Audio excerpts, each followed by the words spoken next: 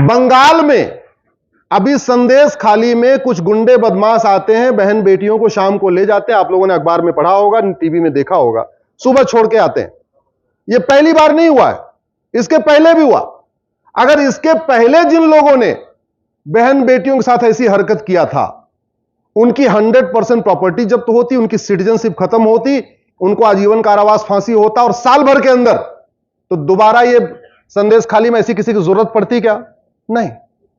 किसी व्यक्ति ने बोला 15 मिनट के लिए पुलिस को हटा लो हिंदुस्तान से, हिंदुओं को खत्म कर दूंगा। अगर हमारी न्यायिक व्यवस्था ऐसी होती, उसको साल भर के अंदर 20 से 50 साल की सजा मिली होती। दोबारा कोई नेता ऐसी हरकत करता क्या कि 15 मिनट के लिए पुलिस हटाओ, हिंदुस्तान खत्म कर दो? अगर भारत में घूसखोरी है तो इसलिए है कि घूसखोरों को सजा नहीं मिलती, और जो थोड़ी बहुत सजा मिलती है वो 20 से 40 साल के बाद मिलती है। अगर भारत में जमाखोरी है, मिलावटखोरी है, कालाबाजारी है, नशा तस्करी है, उसका मूल कारण है एक तो सजा, कानून घटिया है, सजा बहुत कम है, और जो मिलती भी है सजा वो 25-50 साल के बाद मिलती है। तब तक आधे गवाह खत्म हो चुके होते हैं या आधे गवाह बिक चुके होते हैं। हमारी पूरी की पूरी जनरेशन नशे से बर्बाद हो रही है। हमारी युवा पीढ़ी चरस, गांजा, अफीम से बर्बाद हो रही है। स्कूल कॉलेज में ड्रग स्मगलर्स ने अपना नेटवर्क फैला लिया। अगर 2-4 ड्रग स्मगलर्स को आजीवन कारावास फांसी हुआ होता, आजीवन कारावास हुआ होता, तो याद करिए, ऐसा ये जो नशे का कारोबार दिख रहा है आपको दिखता नहीं। आप लोग गूगल करिएगा, सिंगापुर में एक आदमी 900 ग्राम गांजा लेके घूम रहा था कॉलेज के पास, सीधे उठा के फांसी दे दिया। अब दोबारा सिंगापुर में कोई गांजा लेके घूमेगा क्या? लेकिन आपके धार में भी ड्रग स्मगलिंग हो रही है, आपके इंदौर में भी हो रही है, आपके भोपाल में भी हो रही है, आपके उज्जैन में भी हो रही है, आपके यूपी में भी हो रही है, बिहार में। और क्यों? क्योंकि एक तो कानून कमजोर, और ऊपर से न्यायिक व्यवस्था ऐसी कि पहले 20 साल डिस्ट्रिक्ट कोर्ट मुकदमा चलेगा, फिर हाई कोर्ट में चलेगा, फिर सुप्रीम कोर्ट में चलेगा, चलता जाएगा। 1990 में जिन लोगों ने कश्मीर में नरसंहार किया था, जिनके कारण हिंदुओं का पलायन हुआ, आज तक किसी को आजीवन कारावास फांसी हुआ क्या? जोर से बोलिए जरा। भाई भोजन करके आए हो, नींद आ रही होगी, थोड़ा हमारे साथ बोलते रहो। 1990 में कश्मीर में नरसंहार करने वालों को किसी आजीवन कारावास फांसी हुआ क्या? नहीं हुआ। अगर हो गया होता ना, तो उसके बाद 1990 के बाद वहां आतंकवाद ठंडा हो गया होता। और घटिया कानून और सड़ी हुई न्यायिक व्यवस्था का दुष्परिणाम आपको बताता हूं। एक धारा खराब थी कश्मीर में, क्या थी वो? 370। 370 खत्म करने के बाद कश्मीर बदला कि नहीं? बदला कि नहीं बदला? ऐसे 370 जैसी 50 और घटिया धाराएं भारत में चल रही हैं। अगर हम भारत को वास्तव में समृद्ध बनाना चाहते हैं, सशक्त बनाना चाहते हैं, समावेशी बनाना चाहते हैं, सांस्कृतिक बनाना चाहते हैं, तो तत्काल हमें जुडिशियल रिफॉर्म करना पड़ेगा। जजों की अकाउंटेबिलिटी तय करनी पड़ेगी। आए दिन डिस्ट्रिक्ट कोर्ट का फैसला हाई कोर्ट में चैलेंज होता है, और हाई कोर्ट उस फैसले को पलट देती है, और कई बार हाई कोर्ट के जज ऑब्जर्व भी करते हैं यह फैसला गलत है। अब वो फैसला लिखा गया या तो पैसे के दम पे लिखा गया, या तो जज अनाड़ी है, या तो जज बिक गया। अब आपने ये तो सुना होगा कि डिस्ट्रिक्ट कोर्ट के फैसले को हाई कोर्ट ने पलट दिया। आपने कभी यह सुना कि किसी डिस्ट्रिक्ट कोर्ट को डिस्ट्रिक्ट जज को सस्पेंड कर दिया गया, टर्मिनेट कर दिया गया? सुना क्या? सुना आपने? अरे अगर कोई जज बार बार फैसला गलत लिख रहा है तो उसको रखने की क्या जरूरत है? या तो इनकम्पिटेंट है, या तो वो बिका हुआ है।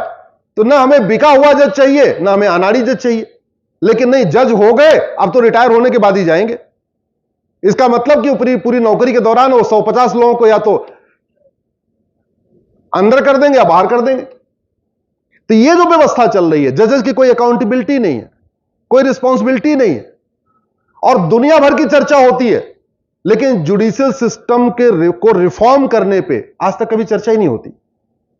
डेमोक्रेसी के लिए बहुत जरूरी है कि विवादों का समाधान शीघ्र हो, जल्दी हो, जस्टिस विद इन ईयर हो, 1 साल के अंदर मुकदमों का फैसला हो। और यह संभव है। दुनिया के कई देशों में जस्टिस विद इन ईयर होता है, और जहां जस्टिस विद इन ईयर होता है वहां शांति है, समृद्धि है, खुशहाली है। 50 साल के पहले सिंगापुर कुछ नहीं था। सिंगापुर कुछ नहीं था 50 साल के पहले। उसने नियम कानून कठोर बनाए, जुडिशियल सिस्टम बहुत फास्ट बनाया, जस्टिस विद इन ईयर लागू किया, 50 साल के अंदर डेवलप कर गया।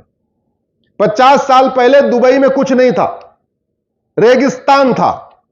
आज दुबई सबसे बड़ा डेस्टिनेशन हो गया है, कारपोरेट के लिए भी, घूमने टहलने वालों के लिए भी। 50 साल पहले जापान कुछ नहीं था, आज देखिए डेवलप कर गया। इसलिए मेरा यह मानना है कि सरकार को जो सबसे पहला काम करना चाहिए, और सरकार से ज्यादा यह जुडिशरी का काम है। सरकार का इसमें कम रोल यह है क्योंकि संविधान में काम का बंटवारा है। संविधान ने बोला भाई तीनों इंडिपेंडेंट है, जुडिशरी, लेजिस्लेचर और एग्जीक्यूटिव। तो यह जुडिशरी का काम है। जुडिशरी का मतलब यह सुप्रीम कोर्ट का काम है, और सुप्रीम कोर्ट का मतलब चीफ जस्टिस ऑफ इंडिया का काम है। यह उनका धर्म है, यह उनकी ड्यूटी है, यह उनका कर्तव्य है कि कैसे हम गुलामी की व्यवस्था को खत्म करें, कैसे हम गुलामी की सोच को खत्म करें, कैसे हम गुलामी की छुट्टी व्यवस्था को खत्म करें, कैसे हम गुलामी की जो जुडिशियल प्रोसीजर है उसको खत्म करें, और जस्टिस सिस्टम का भारतीयकरण करें। यह कोई रॉकेट साइंस नहीं है, आराम से हो सकता है, जल्दी हो सकता है। और एक बात जरूर मैं आज यहां धार की पवित्र भूमि से, जहां माता सरस्वती रहती है, वहां से कहता हूं, यह बड़ा उपयुक्त समय है जहां हमारे पास जस्टिस डीवाई चंद्रचूड़ जैसे मेहनती, ईमानदार, डेडिकेटेड, डिटरमाइंड, डिवोटेड जज हैं।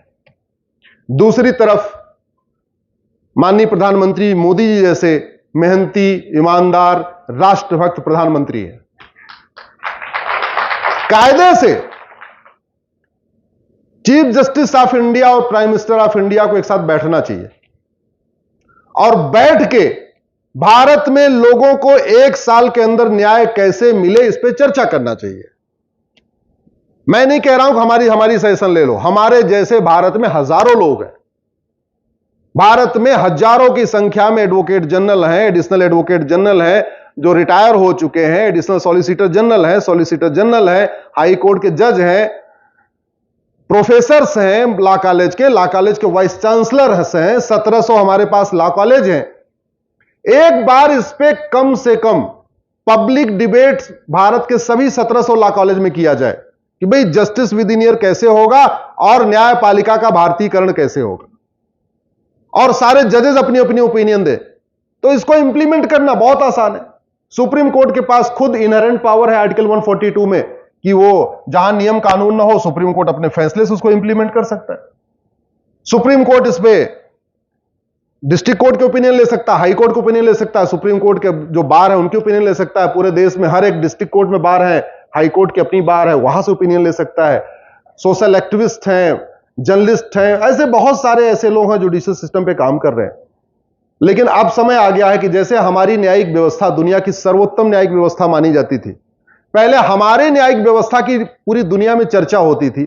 आज की डेट में हम दुर्भाग्यवश फैसला लिखवाते समय देखते हैं कि अमेरिका में कौन सा जजमेंट है या ब्रिटेन में कौन सा जजमेंट है। वो सिस्टम बदलने का समय आ गया है, और इस न्यायिक व्यवस्था को फिर से इसका भारतीयकरण करने का समय आ गया है। बिल्कुल, आपने बिल्कुल सही बातें कही, पर इसमें एक बात और आती है इस विषय में, अगर हम और गहराई में जाएंगे तो ये तो आपने बड़े अच्छे से समझाया कि ये हमारे पास हजारों सालों पहले से न्याय व्यवस्था थी जो बहुत अच्छे से काम कर रही थी, और इस व्यवस्था को अभी परिवर्तन करने की, बदलने की आवश्यकता है। लेकिन बीच में एक प्रश्न आता है कि ये व्यवस्था आई किस परिस्थितियों में रही। 1857 के पहले इस देश में कोई कोडिफाइड लॉ नहीं था, या जो आईपीसी, सीआरपीसी अभी के जो वर्तमान लॉ है वो 1857 के बाद आए। तो किन परिस्थितियों में ये जो वर्तमान न्याय प्रणाली, वर्तमान कानून है, ये हमारे देश के अंदर लागू किए गए? देखिए, आप सब लोगों ने मैकाले का नाम सुना होगा ना।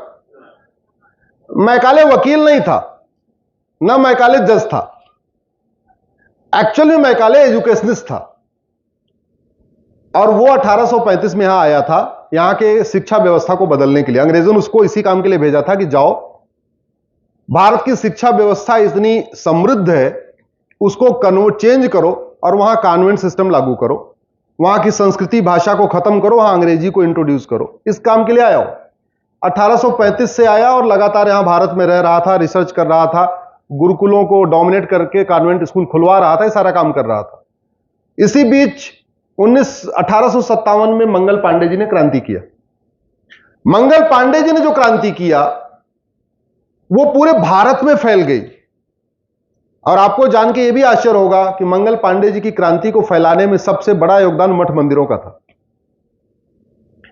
जैसे रिले रेस नहीं होती, एक व्यक्ति आपकी छड़ी यहां से वहां पहुंचाता, दूसरा वहां से वहां पहुंचाता, तीसरा वहां से वहां पहुंचाता, सेम सिस्टम उस समय हुआ था। मठ मंदिरों ने 15 दिन के अंदर मंगल पांडे की क्रांति को उधर लाहौर पहुंचा दिया, इधर कन्याकुमारी पहुंचा दिया, इधर भुज पहुंचा दिया, इधर आपके चटगांव पहुंचा दिया, ढाका तक पहुंचा दिया।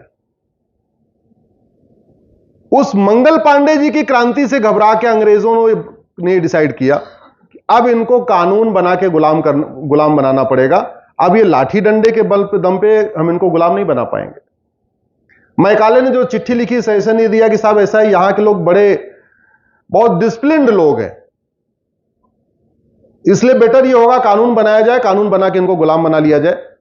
भारत में एक लॉ कमीशन बनाया गया, वो लॉ कमीशन आज भी चलता है, और लॉ कमीशन का पहला चेयरमैन मैकाले को बनाया गया। मैकाले ने 1857 से कानून लिखना शुरू किया। 3 साल की मेहनत के बाद जो पहला कानून लिखा उसको कहते हैं इंडियन पिनल कोड। मैं धन्यवाद दूंगा प्रधानमंत्री मोदी जी को, जो पहली बार आजादी के 75 साल के बाद वो इंडियन पिनल कोड बदल के एक नया कानून आ रहा है। नहीं, अभी तक वही चल रहा था।